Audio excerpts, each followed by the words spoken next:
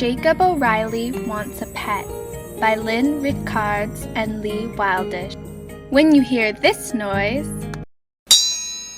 please turn the page. Jacob O'Reilly had tried all he could to convince Mom and Dad he'd be ever so good, an absolute angel, the greatest son yet, if only they'd let him have one little pet.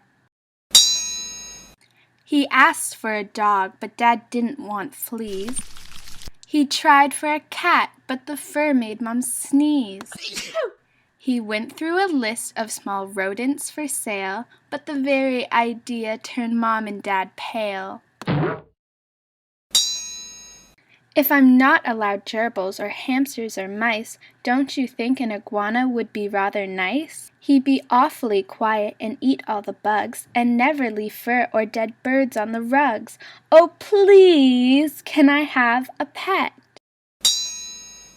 An emu can make a fine pet, have you heard? It is said to be quite an affectionate bird, and although it is tall and needs quite a large nest, it keeps to itself and is never a pest. Oh, please, can I have a pet? A walrus would be an ideal sort of pet. He could live in the bathtub to keep himself wet. I comb out his whiskers and scrub his broad back, and brush those big tusks when he finished a snack. Oh, please, can I have a pet? Well, Mom and Dad thought through all these suggestions while waiting for Jacob to run out of questions. They pondered their choices and finally said, "Why not try your own pet-sitting business instead?" The very next day, Jacob put up a sign, "Come one and come all, any number is fine. I'll care for your pets while you take a nice break. They'll have a great time here with Pet Sitter Jake." In no time at all, Jacob had a full house, 4 dogs and 5 hamsters, 6 cats, and 1 mouse.